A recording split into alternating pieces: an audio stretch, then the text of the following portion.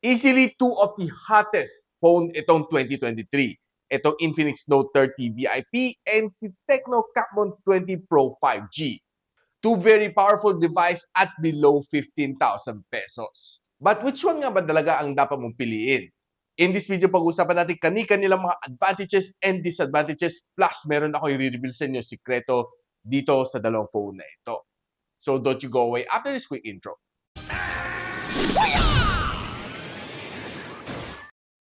Hi guys, ako si Rich the Gadget Sidekick and welcome back to my channel. So guys, kung hindi nyo pa napanood ang mga individual review nito dalawang phone na ito, I'll be linking it on the description box below. So ito ang itsura ni Infinix Note 30 VIP.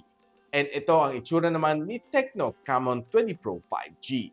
Itong Tecno Camon 20 Pro 5G is currently being priced at $12,999. And kung makukuha nito sa sale, normally bumababa siya as low as $11,999. Itong Infinix Note 30 VIP naman is currently priced at $14,999. But of course, pag naka-sale siya, makukuha mo rin naman to sa $13,999. Links on the description box below. Now, kanina meron ako sinabi sa inyo, may sikreto akong i-reveal sa inyo. And ito probably maraming hindi nakakaalam nito. Alam nyo ba, si Tecno and si Infinix ay under isang company lang. They are under a company named Transsion. Now, kung tinignan mo mabuti itong dalawang phone na ito, they are strikingly similar. Paano ko nasabi na yun? Right now, ipuprove ko sa inyo na itong dalawa is exactly the same phone chassis. So, hawak natin case right now si Tecno Camon 20 Pro 5G. Ikakabit natin dito sa phone na ito.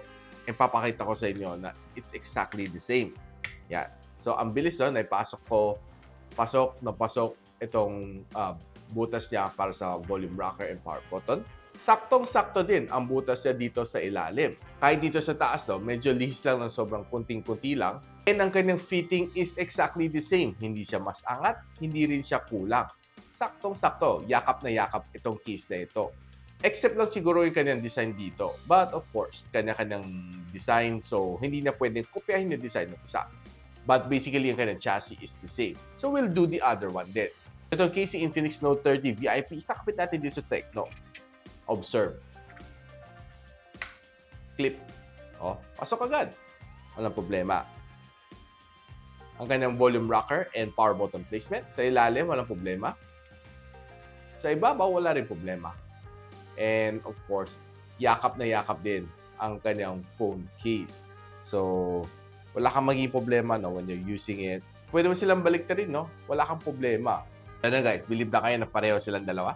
So ngayon guys, alam na natin, these two phones are the same. Same phone chassis.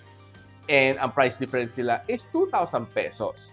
So, which phone nga ba dapat ang iyong piliin dito sa dalawa? So right now, hihimayin natin. So both of this phone has a MediaTek Dimensity na 8050. It's a 6nm chip and alam natin, it's a rebranded na 1200 or 1300 ni MediaTek din. So, iniba lang nila pangalan, well, just to reuse it again. So, right now, titingnan na natin closely itong dalawang phone na ito with their benchmarking.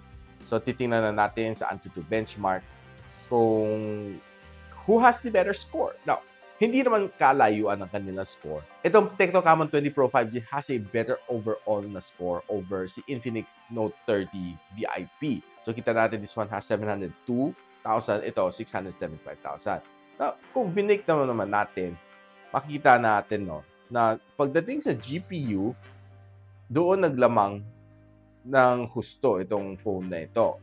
And the memory wasn't really that far, considering na medyo mas mataas ang RAM nitong si Infinix Note 30 VIP. And mga ibang score din dito, medyo mas mataas din si Tecno Camon 20 Pro 5G. Kahit dito sa wildlife ni 3D Mark, medyo mas mataas din itong si Tecno Camon.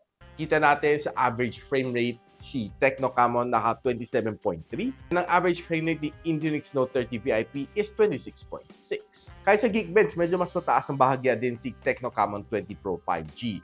Ang kanyang single core, medyo mas lamang siya. Pero mas lamang naman si Infinix pagdating naman sa multi-core. So, for the moment of truth, so gusto natin malaman, kanang thermal throttling dito sa dalawang phone na ito. So, makita natin, si Infinix Note 30 VIP, medyo pababa ang kanyang resulta. Kita mo, after ng siguro mga past 8 minutes, makita natin, bumaba na siya all the way, medyo namumula na siya. and nag-throttle siya to 65% ng kanyang max performance. Meanwhile naman, ito si Tecno Camon 20 Pro 5G, makita natin medyo mas consistent siya. Though medyo nag-yellow siya ng konti, pero mas straighter ang line niya. And nag-throttle siya to 77% ng kanyang max performance. So if you're looking at these two, there's no doubt in my mind na mas maganda ang performance nito si Tecno 20 Pro 5G. Now, probably it's because na mas optimized itong phone na ito as compared kay Infinix. Now, so much for benchmarking. So, both of this phone, 6.67-inch sila. And AMOLED ang kanilang display. Meron din sila 120Hz of screen refresh rate. So, if you're watching videos dito sa dalawang phone na ito, I would say na, well, honestly, it's almost the same. I could hardly tell na mas maganda si Infinix or mas maganda si Tecno. Almost the same sila. Now, swiping on your favorite social media like sa YouTube, sa TikTok, I would say na pareho silang smooth na smooth once na naka-activate na 120Hz of screen refresh rate. Now, one thing na napansin ko is parang mas maputi ang screen ni Tecno Camon 20 Pro 5G as opposed dito kay Infinix Note 30 VIP. Now, tatry ko isagad ang kanilang max, ang brightness, and it's a bit clear to me na mas maputi nga talaga ang display dito sa Tecno Camon 20 Pro 5G. Dito kay Infinix, medyo mas yellow siya na konti. Na pag tinignan mo ang format nila, it's funny na medyo magkamukha sila dito ang dalawa. Ito si HiOS, ito si XOS. Ang kanilang formatting dito is looking almost the same. Pati yung mga pag-layout dito, hindi din talaga nagkakaiba sila. Parehong-pareho sila. So, ang biggest advantage ni Infinix Note 30 VIP is that this one has 12 gigs of RAM na initial. And you have the option to expand it up to 21 gigs of RAM. Meanwhile, ito si Tecno Camon, it has a 8 gigs of RAM na physical. Then it can also add up to another 8 para maging 16 gig of RAM. So, yeah, you have dito 21, dito 60. So, if you look at itong dalawang chart na ito, almost the same, no? Makita nyo, battery, kanyang front-facing camera, ang kanyang storage is the same, kanyang processor is the same, except siguro sa camera. Now, pagdating dito sa Infinix, you can see na it has a 108MP na triple camera lens. This one, si Tecno Camon has a 64MP na setup. So, since alam na natin ang camera setup nito dalawa, so tingnan na natin some shots na nakuha natin side by side. So, as we can see, dito sa dalawang shot na ito on outdoor condition, na medyo mas saturated kunti itong picture na nakuha ni Tecno Camon. But if you're looking at it closely, mapapansin mo na yung mga details dito kay Tecno Camon is a lot better than compared dito kay Infinix na medyo parang mas wash out sa kunti. It's because itong si Tecno Camon is talagang camera-centric na phone. Hindi talaga siya gaming phone, but nilagay din nila on the same processor. Kaya nagbuka lang siyang gaming phone. But in reality, si Tecno Camon is a camera series. Now, tinignan naman natin itong dalawang selfie shot. So, I would say na ito nakuha natin dito sa Tecno Camon is a lot smoother. Yung color ko is a little bit more natural as opposed dito kay Infinix Note 30 VIP na medyo mas reddish ako ng konti. I would really say na itong picture na nakuha ko kay Camon na mas maganda mas Instagrammable siya overall. Ika rin natin dito sa shot na ito na mas magandang reproduction ng photo dito sa Tecno Camon 20 Pro. Ay dito sa orchid shot, medyo mas lively ang kuha ni Camon. But on the contrary, pagdating naman dito sa picture na ito, I would say na parang mas mukhang natural itong nakuha ni Note 30 VIP. Na this is what I see na color doon sa actual as opposed kay Camon. Now, pagdating naman dito sa shot na ito, well, honestly, mas preserve ni Camon ang ganyang mga details na pag zoom in mo siya, kita natin yung mga details nandiyan pa. Ito, pag zoom in natin, well, honestly, medyo na-blurred out na siya. Bringing the phone indoors, I would really say na talagang mas nag-thrive itong si Camon. Dahil sa kanyang picture quality dito is a lot smoother, mas maganda ang reproduction talaga dito sa kanyang front-facing camera on indoor performance. And medyo pagdating sa medyo mas low light, makita natin yung difference ng dalawa is a little bit far from each other na talaga mas maganda ang color dito kay Tecno Camon. and taking some low light na shots dito sa rear camera, it's evident. So, nung nilapit ko ang camera dito sa mga coffee beans, well, yeah, mas maganda nga talaga kay Camon. Even food shot, medyo mas namumuti dito kay Infinix. Well, honestly, mas masarap tingnan ang food dito kay Camon. Now, trying to shoot a 4K video dito sa using the rear camera, I would say na yung color dito sa kanya talaga mas pop out siya. Mas lively ang mga photos dito sa Tecno Camon. But both of them are the same na medyo maalog. But overall, I would pick itong kay Tecno Camon talaga. Na using the front-facing camera, equally na mas maganda talaga ang mga makukuha natin dito sa Tecno Camon 20 Pro 5G. Now, even night shot na makita natin using the super night mode, evident na mas maganda ang mga nakukuha natin sa Tecno Camon. Now, pagdating sa camera division, no doubt, kay Tecno talaga natin ibibigay yan. Now, pagdating naman sa gaming, well, honestly, almost equal footing lang itong dalawang phone na ito. The extra RAM, for me, doesn't really matter that much dahil hindi ka naman nag-video editing dito sa phone na ito. But pagdating sa gaming, honestly, ang 8+8 is enough na for me. So, ito naman max settings na makukuha natin sa Call of Duty Mobile dito for Tecno Camon 20 Pro 5G. And it's exactly the same max settings na kaibigay sa atin ni Infinix Note 30 VIP. So, ang gameplay naman dito sa Infinix is good. Dahil, well, honestly, pareho naman sila ng processor, no? Dito sa kabila kay Tecno.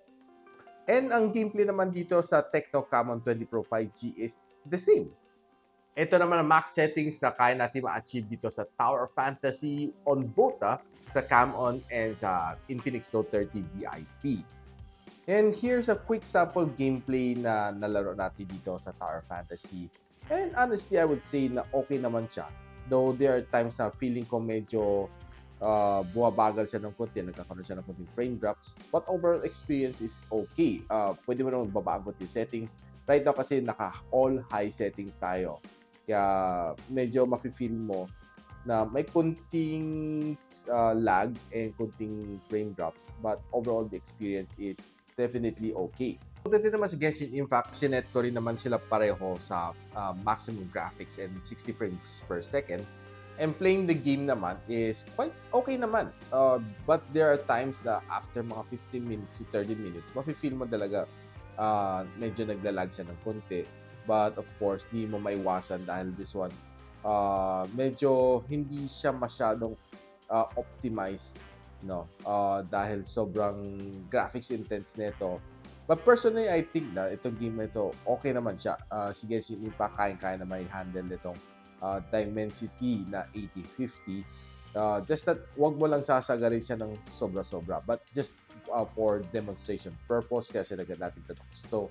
So, yeah, ang pinaka-mainit na nakuha ko dito sa phone ko while playing this game is around mga 44 degrees Celsius.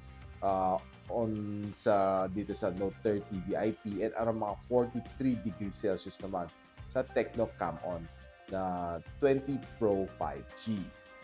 Now, how can I forget na itong Infinix Note 30 VIP? Meron siyang bypass charging. Now, this is one of the function na gustong-gusto ng mga gamers na mga mahilig maglaro ng game ng walang sawa, no? So, this one, well, of course, would help protect your battery. But there are times na pag, gamit mo bypass charging, umiinit din ang phone.